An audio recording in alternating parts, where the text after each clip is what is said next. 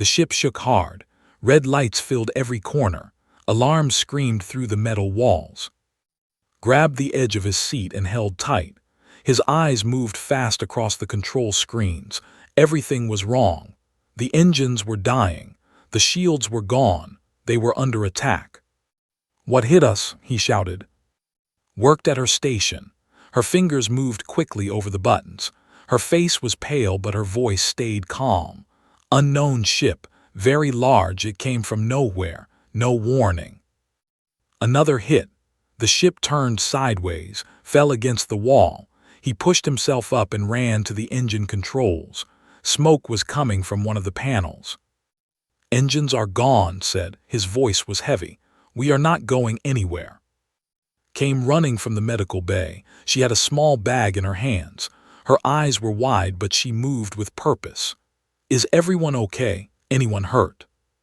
"Not yet," said. He stood up from his seat. Through the front window he could see it now, the enemy ship. It was massive, bigger than anything he had ever seen. It was black and purple, shaped like some kind of insect. Long legs extended from its sides. Lights moved across its surface like living things. "What is that?" whispered. No one answered. They all just stared. A voice came through the communication system. It was strange. It clicked and buzzed, but somehow they could understand the words. "Human vessel, you will not resist. You will come with us. If you fight, you will die now. If you obey, you may live longer." Looked at his crew, 3 people, his responsibility. They had trained for many things, but not for this. Humans had only been in space for a short time. They knew there was other life out there, but they had never met it face to face. "What do we do?" asked. Thought fast. Their weapons were useless against that ship. Their engines were dead. They could not run. They could not fight. "We go with them," he said. "We stay alive. We find a way out later." His jaw tightened. He did not like it, but he nodded. The enemy ship connected to theirs. The walls shook as metal locked onto metal. Then the doors opened. They came in like a wave of nightmares. The aliens were tall, much taller than humans. Their bodies were covered in hard shells like armor made of bone. They had 4 arms and 2 legs. Their heads were shaped like triangles, with large eyes that reflected light like mirrors. When they moved, they made clicking sounds with their mouths.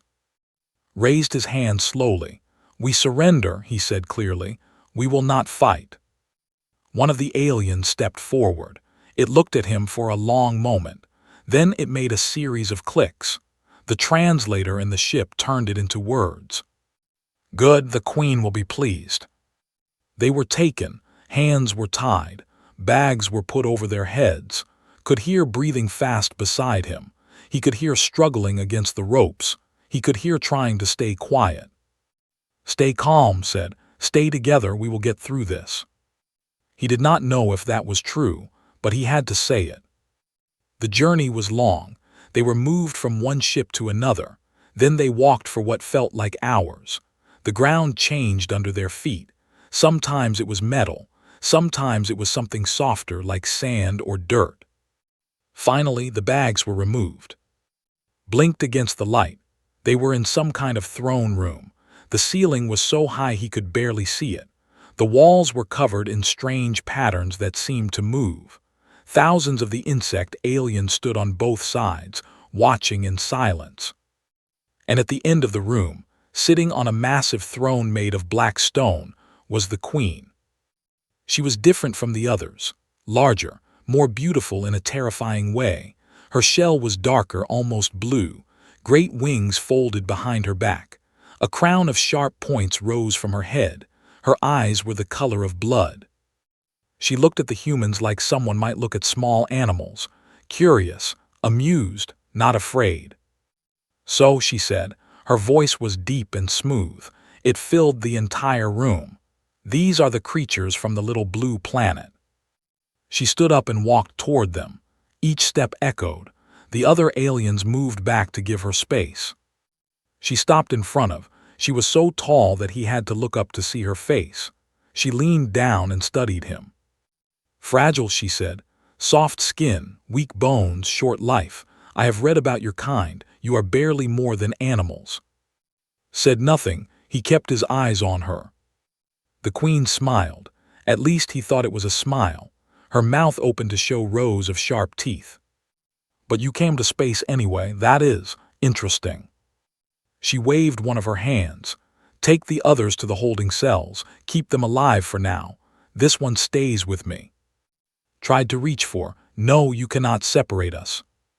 A guard grabbed her and pulled her back, fought against his ropes, shouted something in Korean.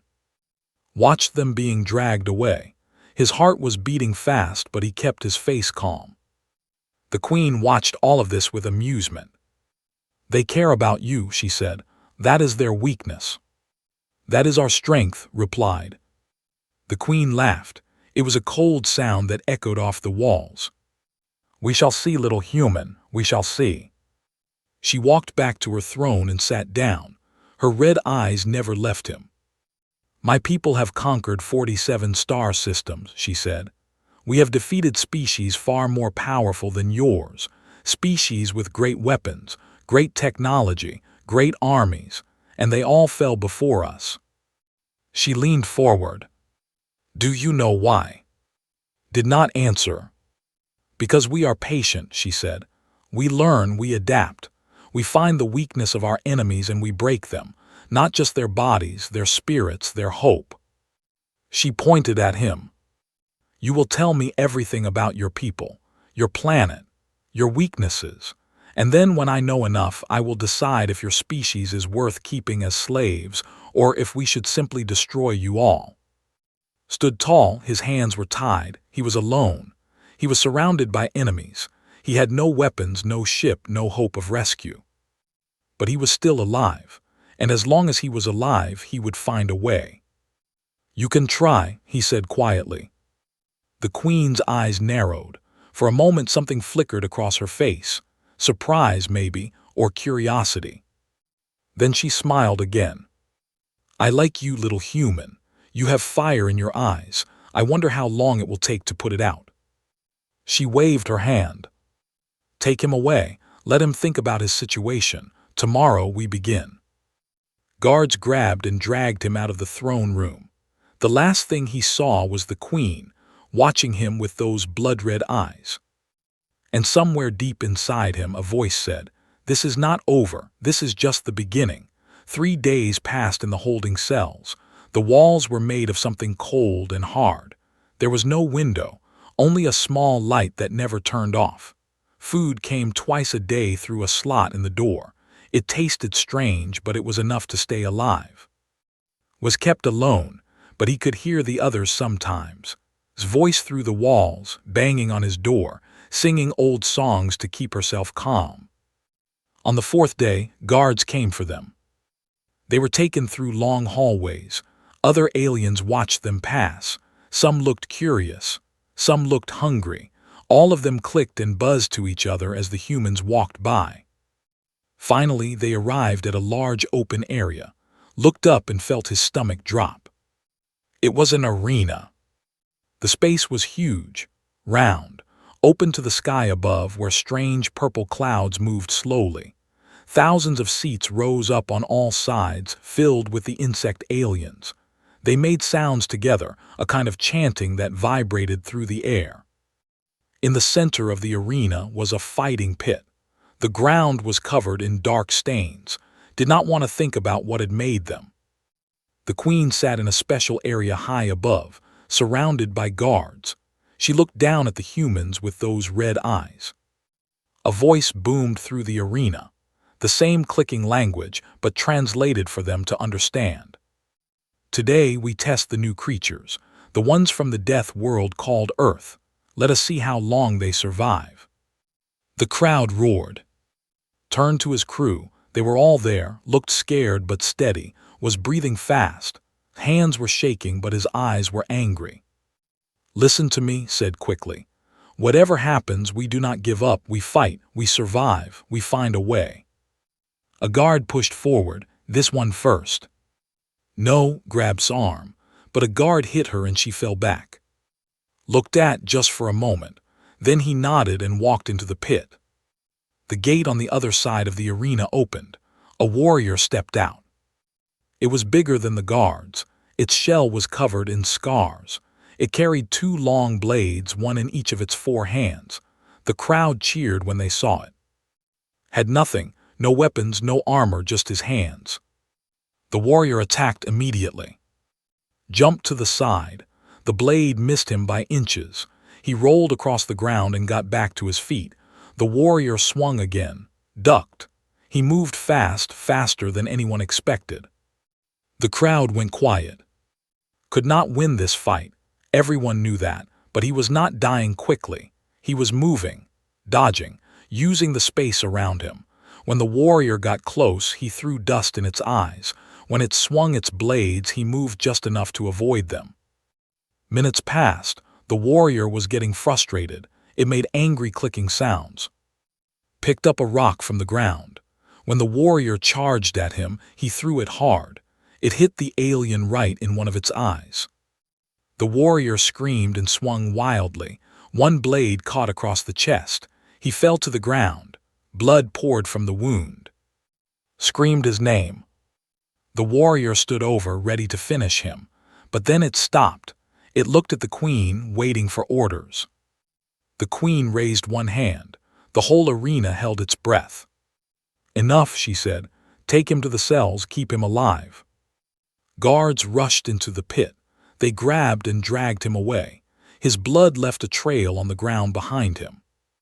Watched. His hands were tied, but every part of him wanted to break free and help his friend. They were all taken back to the cells, but this time they were put together in one large room, and was there too, lying on the cold floor. Ran to him immediately. She ripped cloth from her own clothes and pressed it against his wound. Her hands moved with the skill of someone who had done this many times before. "He is losing too much blood," she said. Her voice was tight. "I need supplies, medicine, something." Banged on the door. "Help, we need help." No one came. Hours passed, drifted in and out of sleep. His face was pale, his breathing was shallow, never left his side. She talked to him, sang to him, kept pressure on the wound. Sat in the corner and watched. He felt useless, angry, guilty. "This is my fault," he said quietly. "I should have fought, I should have done something." Sat down next to him. "There was nothing you could do, they had all the power." "Then I need to find a way to change that," said. As the night went on, something strange happened. His bleeding slowed, then it stopped. His color started to come back. His breathing became stronger. By morning, he was awake. "What happened?" he asked weakly. Stared at him in shock. "You should be dead. That wound was deep. You lost so much blood. How are you still alive?" Managed a small smile. "Koreans are hard to kill." But it was more than that. Knew it. They all knew it. They had seen thousands of species in their arena. They had watched countless creatures die. They had charts and data for everything. They knew exactly how long each species lasted, how much damage they could take, how fast they died. And according to all their data, should have died hours ago. The guards came later that day. They looked at with something new in their eyes. Confusion, maybe, or fear. Word spread through the prison, then through the arena, then slowly through the whole empire. The humans were different. The humans did not die when they should. High above in her throne room, Queen received the reports. She read them 3 times. Then she called for her scientists. "Explain this," she demanded. They could not. She looked out her window at the purple sky. Below, the city of her empire stretched in every direction. Millions of her people lived there. They believed they were the greatest species in the galaxy. They believed nothing could threaten them. But now, somewhere in a prison cell, a small creature with soft skin and no armor was healing from a wound that should have killed him. And the queen, for the first time in a very long time, felt something cold move through her heart. She did not know what it was yet. She had forgotten the feeling after so many centuries. It was the beginning of fear. "Bring me the leader," she ordered. "The one called, I want to speak with him myself." The guards bowed and left. The queen sat alone in the darkness.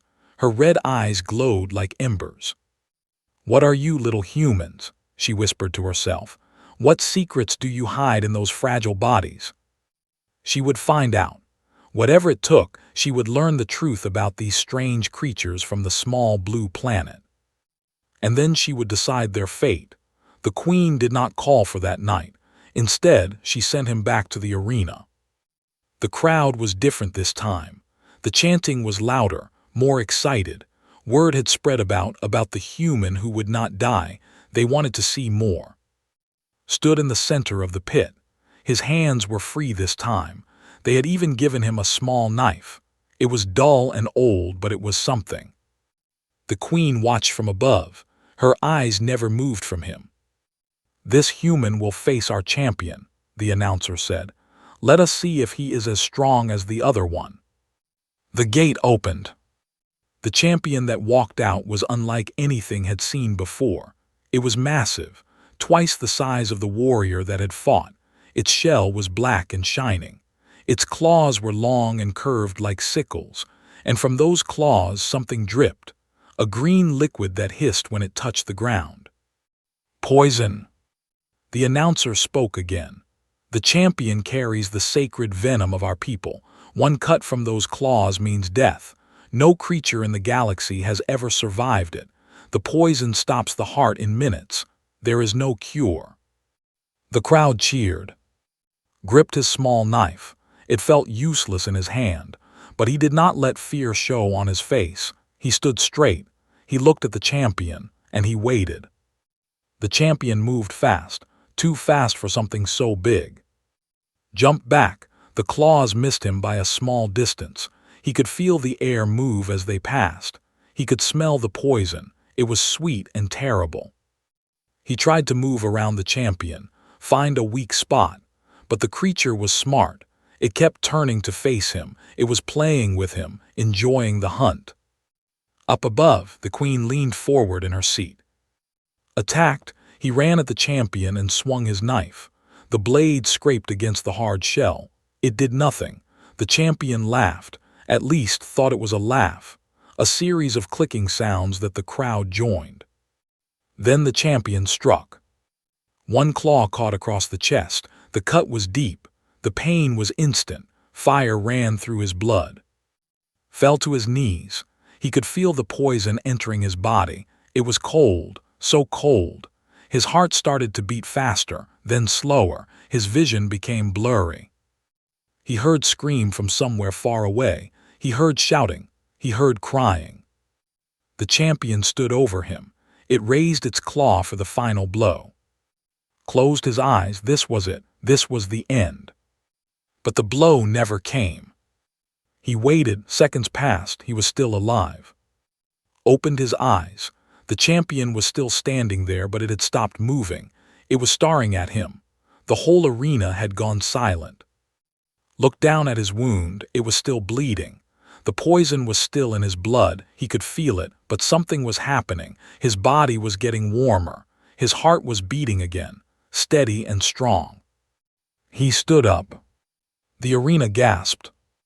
Looked at his hands. They were shaking, but he was alive. He was still alive. Inside his body, a war was happening. His immune system, built over millions of years on a planet full of poisons and diseases, was fighting back. It was doing something it had never done before. It was learning, adapting, finding a way to survive. The champion attacked again, but this time was ready. He moved to the side. He grabbed one of the champion's arms and pulled. The creature lost balance, climbed onto its back and drove his small knife into the gap between its shell plates. The champion screamed. It spun around trying to throw him off, held on. He pushed the knife deeper. Green blood poured out. Finally, the champion fell. Rolled off and stood in the center of the pit. He was covered in blood, his own and the creature's. His chest was still burning from the poison, but he was standing. The arena was completely silent. Then something happened that no one expected. The queen stood up from her throne, her wings spread wide behind her. She jumped from her seat and floated down into the arena. The crowd watched in shock. The queen never came to the pit. Never. She walked toward. Her guards tried to follow, but she waved them away. She stopped in front of him. She was so close he could see every detail of her face. Her red eyes studied him like he was the most interesting thing in the universe. Then she looked at his wound. The bleeding had slowed. The edges of the cut were already starting to close. The poison, which should have killed him in minutes, was being pushed out of his body. Small drops of green appeared on his skin, forced out by his own cells. The queen reached out one clawed hand. Slowly, carefully, she touched the edge of his wound. Did not move. She pulled her hand back. She looked at the green poison on her fingers. Then she looked at. And for the first time her voice was not cold. It was something else, confused, maybe frightened. This should not be possible, she whispered. She stared at him for a long moment. Neither of them spoke. The whole arena watched. Then the queen turned to her guards. Take him to my chambers, not the prison, my private chambers, and bring the doctors, the best ones. I want to know everything. She looked at one more time. What are you? She asked softly. Met her eyes. He was tired. He was hurt, but something in him refused to look away. I am human, he said. The queen stared at him. Then she turned and walked away, her wings folding behind her. Was taken by the guards, but this time they did not hurt him. They did not tie his hands. They walked beside him almost carefully, like they were afraid to touch him. As he left the arena, he could hear the crowd. They were not cheering anymore. They were whispering. Thousands of voices, all asking the same question. What was this creature? How did it survive? What else could it do? In her throne room, alone in the dark, Queen sat and thought. In her long life she had conquered worlds. She had destroyed armies. She had killed millions. But she had never met anything like this small, soft creature from a little blue planet. And that terrified her more than anything else ever had. The queen's chambers were like nothing had ever seen. The room was huge. The ceiling disappeared into darkness above. Strange plants grew along the walls, giving off soft blue light. The air was warm and smelled like flowers and something else, something old. Sat on a chair made of some kind of stone. It was surprisingly comfortable.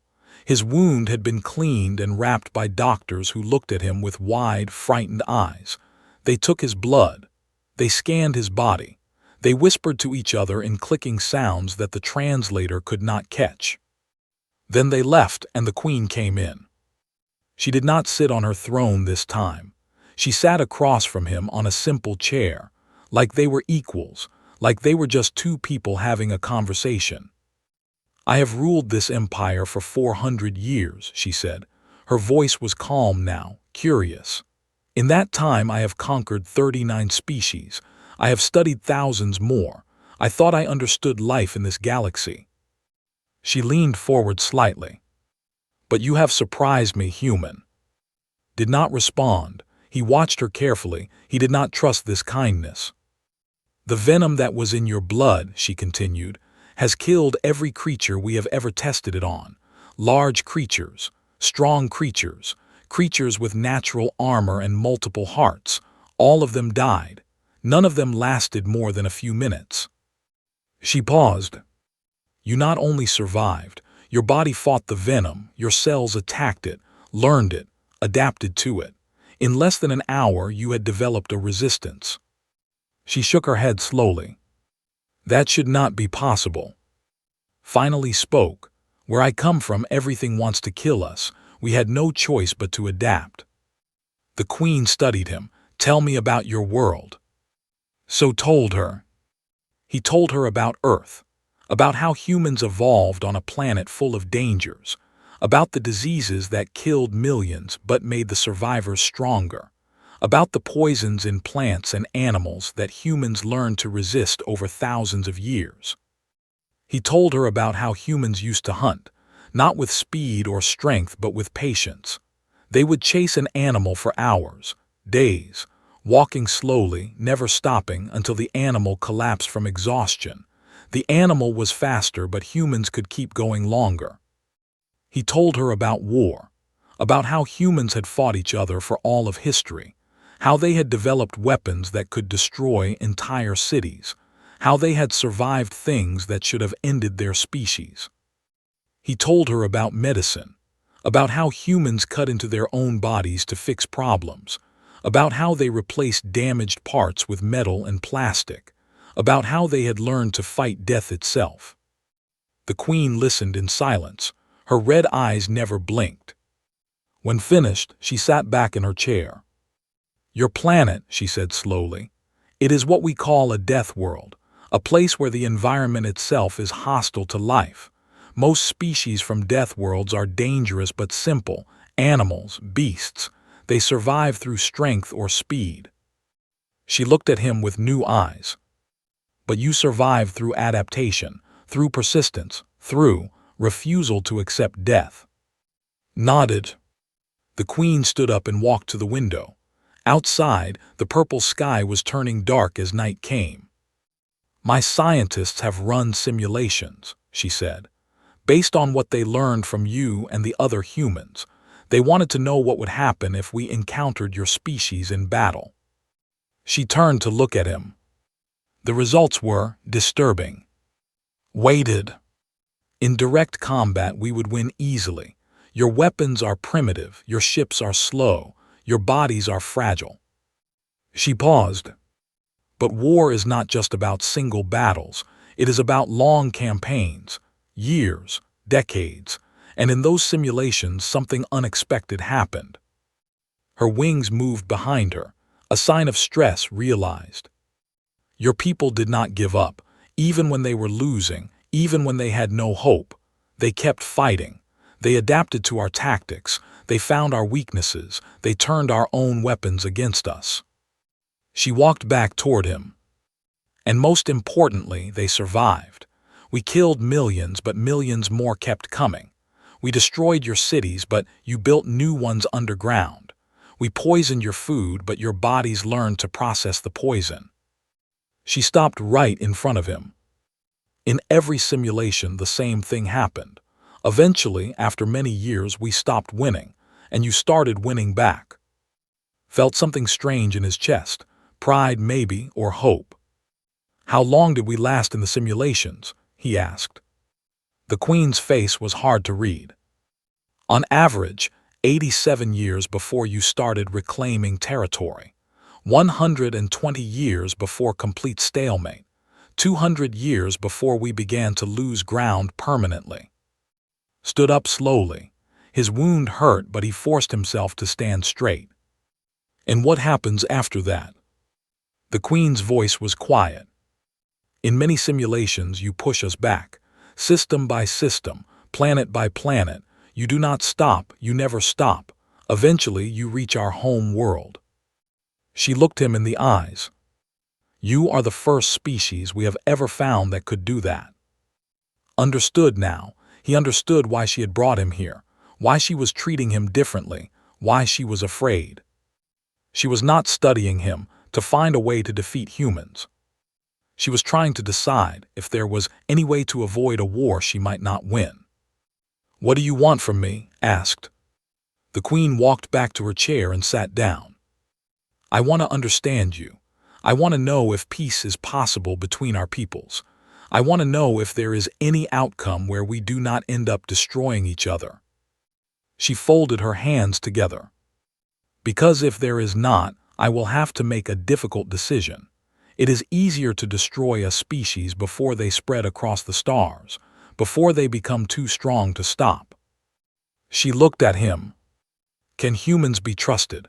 Can you be allies? Or are you a threat that must be ended now while you are still young?" Thought carefully before answering. "Humans can be many things," he said finally. "We can be cruel. We can be violent. We have destroyed each other for less than power." The queen nodded, as I suspected. "But," continued, "we can also be kind. We can be loyal. We can build instead of destroy. We can love. He took a step toward her. The question is not what humans are. The question is what you make us become. If you attack us, we will fight. Forever. Until one of us is gone. He held her gaze. But if you offer peace, real peace, we can be the greatest friends you have ever had. We do not forget kindness. We do not abandon our allies. The queen sat in silence for a long time. Outside, the stars began to appear in the purple sky. Somewhere in those stars, a small blue planet spun around a yellow sun, a planet full of impossible creatures who refused to die. You give me much to think about, the queen said finally. Return to your people for now. I will send for you again soon. The guards came to take away, but before he left, the queen spoke one more time. Tell me of Earth. Do you believe peace is possible? Stopped at the door. I believe anything is possible, he said. That is what makes us human. Then he was gone. The queen sat alone in her chambers. The night grew deeper. The stars grew brighter. And for the first time in 400 years, she did not know what to do. The slave quarters were deep underground. Dark tunnels stretched in every direction, filled with creatures from dozens of different worlds. They slept on cold floors. They ate whatever the guards threw at them. They had lost all hope long ago. But something was changing. Walk through the tunnels carefully. She moved from group to group, speaking quietly. She could not speak their languages, but she had learned other ways to communicate. Hand signals, drawings in the dirt, simple words repeated slowly until they understood. She told them about how he had survived a wound that should have killed him. She told them about how he had beaten the champion, about how the queen herself had been afraid. The slaves listened. At first they did not believe, but then the guards started talking. They could not help it. The news was too strange to keep quiet, and the slaves heard everything. The humans who would not die. The creatures that made the queen afraid. Hope began to spread like fire in dry grass. In another part of the tunnels was recovering. His wound had closed completely now. Only a scar remained, red and angry across his chest. He should have rested longer, but there was no time for rest. Every day, new slaves came to find him. They wanted to see the human who survived. They wanted to touch his scar like it was something magical, and they wanted to learn. Show us, they said, teach us how to fight like you. Did not know how to explain that it was not about fighting. Humans were not stronger than these aliens. Many of them had armor, claws, poison. They had natural weapons that humans could never match. But they had given up. That was their weakness. The secret is not in your body, told them, through hand signals and broken words. The secret is in your mind. You have to believe you can win. You have to refuse to stop. He taught them what he could, how to use their environment, how to work together, how to find weaknesses in their enemies. Simple things, but things they had forgotten. And slowly something changed in their eyes. The hopelessness started to fade. Something else took its place. Worked in the medical section of the slave quarters. It was a small, dirty room with almost no supplies, but she did what she could. Every day, injured slaves were brought to her. The guards did not care if they lived or died, but the other slaves did. They carried their friends to the human healer. They had heard that she could work miracles. Did not believe in miracles. She believed in science, in hard work, in never giving up. She cleaned wounds. She set broken bones. She used plants from the garden to fight infection. She stayed up all night with the dying and held their hands until the end. And she saved more lives than anyone expected. One day they brought her a child. It was small, barely bigger than a human baby. Its shell was cracked from a fall. Green blood leaked from the wound. The guards would have let it die, did not waste resources on the weak. But the child's mother was a slave too, taken from another conquered world. She begged to help. Did not hesitate. She worked for hours. She used everything she had learned.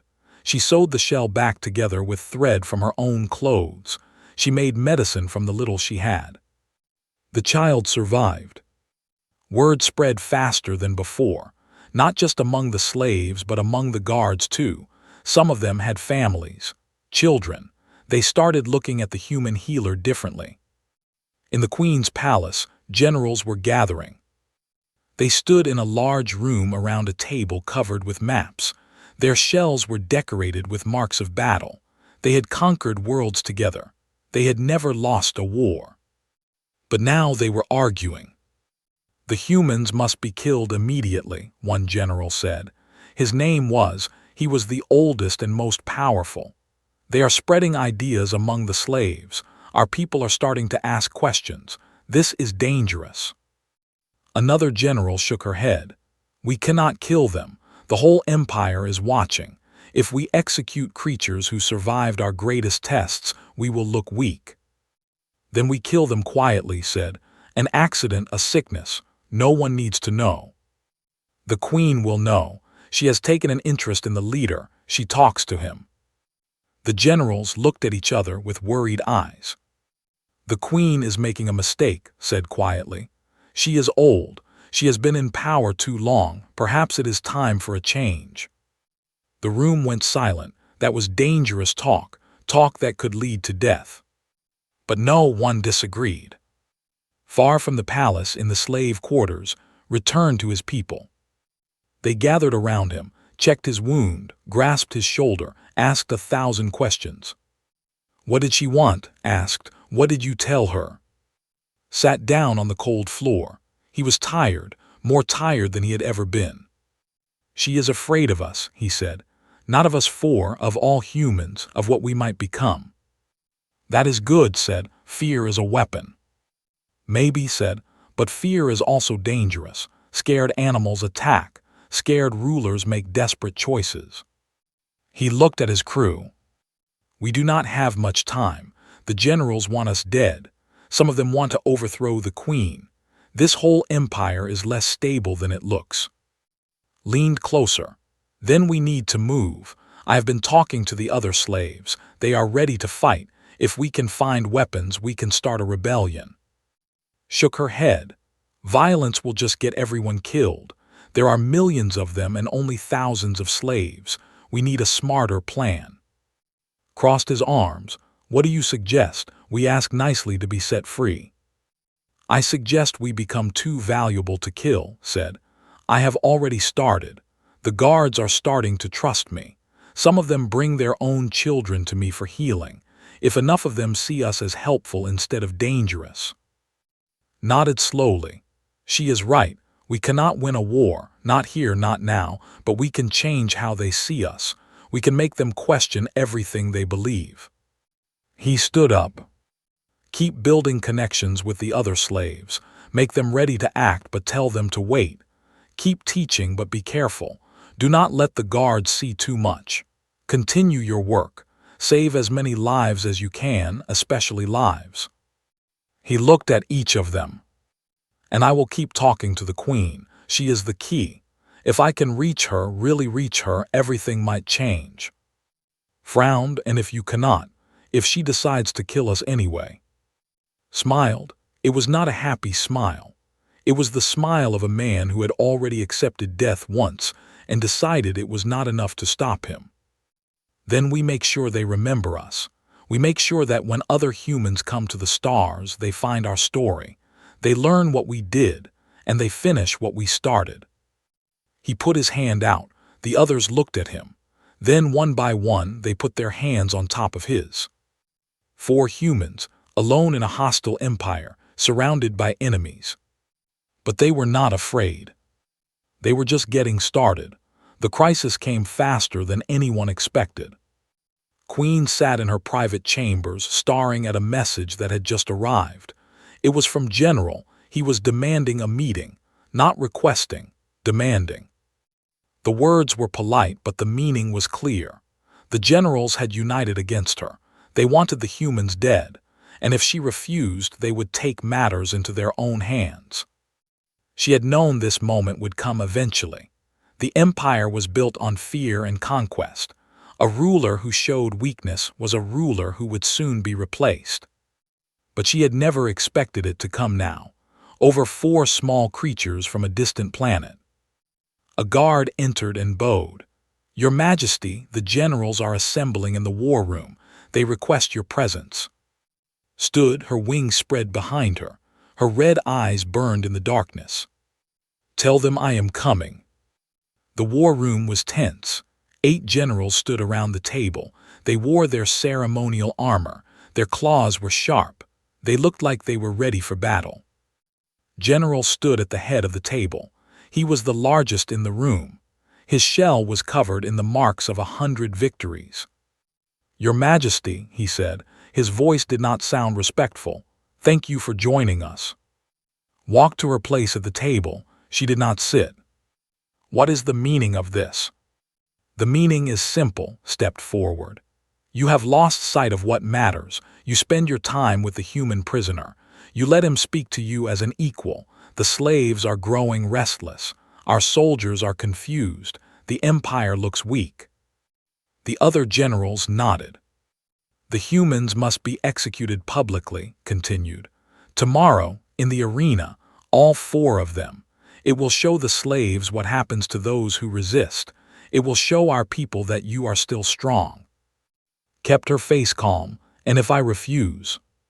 Smiled. It was not a kind smile. "You will not refuse. You cannot. The generals have voted. The decision is made. All that remains is for you to announce it." Looked around the room. Every general was watching her, waiting to see what she would do. She thought about attacking. She was still the queen. She was still powerful. She could kill where he stood. But then what? The other generals would swarm her. Even if she won, the empire would fall into civil war. And somewhere on a small blue planet, billions of humans would continue to grow, to learn, to spread into space. Was it worth dying here, over 4 prisoners? She thought about his words, about the strange fire in his eyes. "Can humans be trusted?" she had asked him. "Can they be allies?" "If you offer peace," he had answered, "we can be the greatest friends you have ever had." Made her decision. "Very well," she said. "The execution will take place tomorrow. I will announce it myself." Looked surprised. He had expected more of a fight. "A wise choice, Your Majesty." Turned and walked toward the door. Then she stopped. "One condition," she said without turning around. "I wish to speak with the humans one last time, to ask them final questions before they die, for the historical records." Hesitated. "Why?" "Because I am still your queen," said coldly, "and because if you refuse me this I will remember, and I live a very long time, General." The generals looked at each other, finally nodded. "Fine, you may speak with them tonight, but tomorrow they die." Left without another word. That night was brought to the Queen's chambers for the last time. He could tell something was different. The guards were nervous, the halls were too quiet, and the Queen herself looked strange, tired, older somehow. "Sit down," she said. "We do not have much time." Sat. He waited.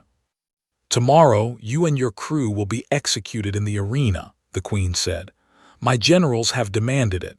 I cannot stop them." Felt his stomach drop, but he kept his face steady. "I expected as much." Leaned forward. "But I can give you a chance, a small one." His eyes narrowed. "What kind of chance?" "Tonight, the guards at the slave quarters will be reduced. An accident, a mistake in the schedule. The security systems on the East Tunnel will fail for exactly 30 minutes, starting at midnight." She looked at him carefully. "If you and your people were to escape during that time, and if you could reach the docking bay, you might find that your ship has been refueled and repaired." Stared at her. "Why would you do this?" Stood and walked to the window. The stars shone cold and bright outside. "Because I have thought about what you said, about peace, about alliance, about what humans could become if given the chance." She turned to face him. "And because I am afraid not of you, Not of 4 small humans. I am afraid of the future. I have seen the simulations. I know what your people will become." Her voice grew soft. "I do not want a war we cannot win. I do not want my empire to fall. But my generals see only the present. They see a threat and they want to destroy it." She walked toward him. "If I let them kill you, it will start something that cannot be stopped. Your people will come. They will remember, and they will never forgive." She stopped right in front of him. "But if you escape, if you return to your people and tell them that I let you go, maybe there is hope. Maybe, when humans finally reach the stars in force, they will remember that one queen chose peace over war." Stood slowly, he looked at her. This ancient creature, this conqueror of worlds, this monster who had enslaved millions. "And yet, you are taking a great risk," he said, "if your generals find out." "Then I will die," said simply, "and my empire will fall to rulers even more brutal than I am, and your people will face a war without end." She held out her hand. In it was a small device. "This is a key card. It will open the doors you need to reach the docking bay. Take it, take your people, and go." Took the card. It was warm in his hand. "Why?" he asked one more time. "Why are you really doing this?" Was silent for a long moment.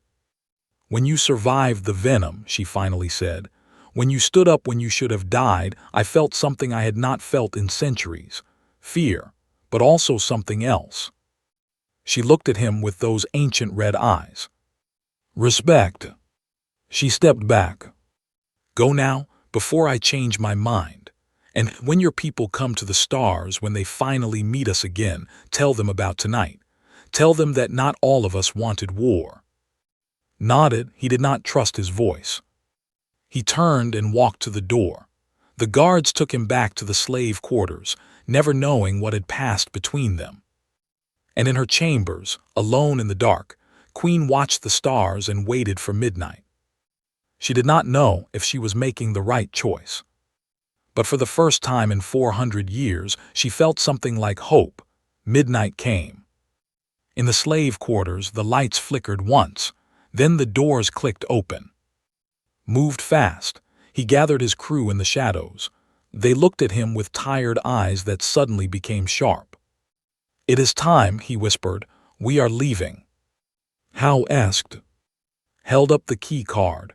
"The Queen gave us a chance. Do not ask questions, just follow me." They moved through the tunnels. The path was clear, just as the Queen had promised. Guards who should have been there were gone. Doors that should have been locked stood open. As they passed through the slave quarters, other creatures watched from the shadows. They did not try to stop the humans. Some of them nodded. Some whispered words of hope. "Take us with you," one of them said. A small creature with fur and sad eyes. Stopped, he looked at the slaves around him. Dozens of them, hundreds, all of them waiting, all of them hopping. "We cannot take everyone," said quietly. "Our ship is too small." Knew she was right, but something in his heart would not let him just walk away. "We will come back," he said loudly enough for all of them to hear. "I promise, we will tell our people about you. We will not forget." The slaves watched him go. They did not follow, but they remembered. The east tunnel was dark and empty. Led the way, checking each corner. Behind him, kept watch on their rear, mapped their path, carried medical supplies she had gathered just in case. They reached the docking bay without meeting any guards. Their ship was there, small and damaged but repaired, fuel tanks full, ready to fly. "I do not understand," said. "This is too easy." "It is not a trap," said. "The Queen meant what she said. She wants us to leave. She wants us to tell our people that peace is possible." They climbed aboard, went straight to the controls. Her hands moved quickly, checking systems, preparing for launch. "Everything works," she said with surprise. "They actually fixed everything." "Then let us go," said, "before they change their minds." The engines started. The ship lifted off the ground. The docking bay doors opened in front of them, revealing the purple sky and the stars beyond. They flew through the doors and into the night. For a long moment no one spoke. They just watched through the windows as the planet grew smaller behind them. The palace, the arena, the place where they had almost died. Then laughed. It was a strange sound, half joy, half disbelief. "We made it," he said. "We actually made it." Smiled. Tears were running down her face, but she was smiling. Kept her hands on the controls. "We are not safe yet. They could still send ships after us." "They will not," said. He looked back at the planet one more time. "She will not." The jump drive activated. The stars stretched into lines of light, and then they were gone, traveling faster than thought through the darkness between worlds. Behind them, the Empire continued. When morning came and the generals discovered the escape, they were furious. General demanded to know how it had happened. He questioned the guards. He checked the security systems. He found nothing but shadows and coincidence. He suspected the Queen, but he could not prove it, and without proof he could not move against her. Queen sat on her throne and watched him rage. Her face showed nothing. Inside, she felt something she had not felt in a very long time. Peace. The generals would watch her more closely now. They would wait for her to make a mistake, but she was old and patient. She had survived for 400 years. She would survive this too. And somewhere traveling through the stars, 4 small creatures were carrying a message of hope, a message that not all aliens wanted war. She wondered if it would matter. She hoped it would. The ship came out of hyperspace above a small blue planet circling a yellow star. Earth stood at the window and looked at his home. He had never seen it from space before. It was beautiful, blue oceans, white clouds, green lands. "We are home," whispered. "Not yet," said. "We have work to do first." They sent a signal to the ground. Identification codes, emergency frequencies. Within minutes, they were surrounded by Earth ships, fighter escorts, research vessels. Everyone wanted to see the humans who had gone to the stars and come back alive. They landed at the main spaceport. A crowd was waiting. Scientists, military leaders, government officials, journalists. Everyone wanted to hear their story. Spoke to them all. He told them about their empire, about their power. He did not hide the truth. The aliens were dangerous. They had conquered dozens of worlds. They could destroy humanity if they wanted to. But he also told them about the Queen, about her fear, about her choice to let them go, about the possibility of peace. "They think we are weak," he said. "They think we are primitive, but we surprised them. We survived when we should have died. We adapted when we should have fallen. We showed them that humans are different." He looked at the crowd. The galaxy is vast and dangerous. There are empires out there that have never known defeat. They look at us and see a young species, a small planet, an easy target. He stood taller. "But they are wrong. We are not easy to kill. We are not easy to break. We come from a death world. We have been fighting to survive since the first human walked on the earth. And we will keep fighting, keep surviving, keep adapting until the last star goes dark." The crowd cheered. "The Queen let us go because she was afraid of what we might become," continued. "And she was right to be afraid, because we are coming, not with war, not with hatred, but with something far more powerful." He paused. Hope, persistence, the absolute refusal to give up. He looked up at the sky. Somewhere out there, stars were shining, worlds were turning, and a queen was watching, waiting, wondering. "When we meet thee again, we will be ready. We will show them who we really are, not enemies, not slaves, but equals, partners, friends if they will have us." He smiled. "And if they choose war instead, they will learn the truth about humanity. We are hard to kill. We never stop fighting, and we never ever give up." The crowd roared. Far above, the stars shone cold and bright. The galaxy was vast and old and full of wonders and terrors that humans had not yet dreamed of. But the fire had been lit. The message had been sent. Humanity was awake, and they were looking at the stars with new eyes. In her throne room, across the impossible distance of space, Queen felt something. A shiver, a sense of something changing. She walked to her window and looked at the stars. "What kind of death world breeds creatures like that?" she whispered. She did not know the answer, but she knew one thing for certain. The universe would never be the same. And somewhere on a small blue planet, a man named looked at the sky and made a silent promise. "We will remember, we will return, and we will finish what we started." The story was only beginning.